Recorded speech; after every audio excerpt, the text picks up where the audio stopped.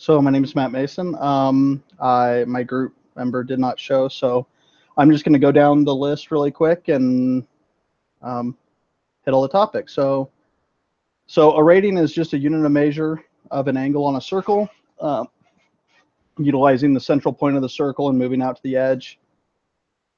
Pretty simple. It's normally utilizing pi and square. Normally utilizing pi over something for its value. I went ahead and I filled out the unit circle, and then I went to the website on the paper and grabbed the completed one and compared it, and I only had a few mistakes, so that was good. Now we're good there. Vocabulary, as far as math goes, I've taken all the way up to Calc 2. I'm taking the trigonometry because I needed the 2 extra credits, so I really didn't struggle with the vocabulary. As far as on the unit circle, sine of 4 pi 3, so I just go to the circle. I find where the radian is 4 pi 3, which is the angle of 240 degrees. And so sine is the x value. Is the y value. So sine would be negative square root of 3 over 2. And so that's what that one is. As far as for 7 pi, so you take, and how I find these is I just go and I take the odd pi. And so 7 pi would probably be 180 degrees, which would give it a sine of 0. I'm not 100% certain on that, and I would utilize my calculator to verify my answers on that. So the fundamental theorem of trigonometry, to better understand, answer. So sine of pi 3 and cosine of pi 3. So again, you look on the circle, it's your 60-degree angle. So it's going to be your y and your x coordinates.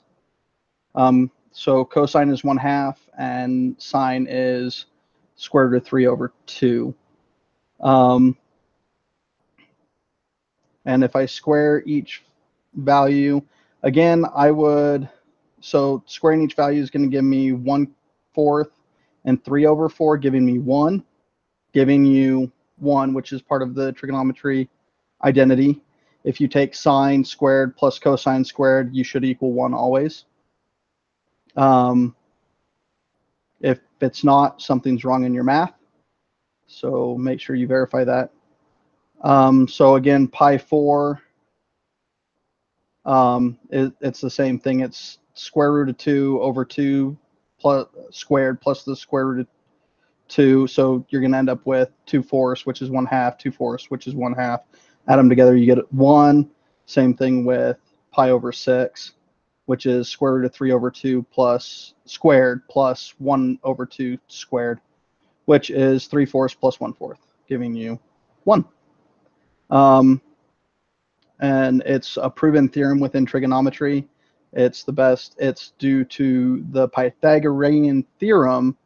They call it the Pythagorean identity within trigonometry, allowing you to always find your different things if you have certain points. So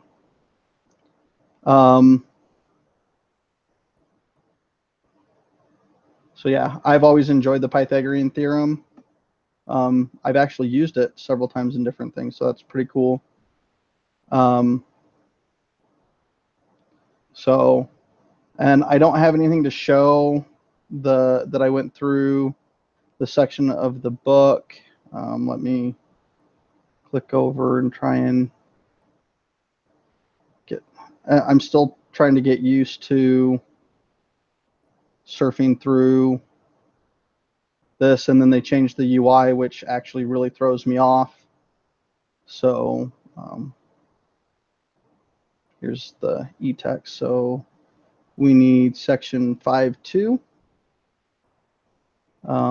So we can come here, and the sine and cosine functions.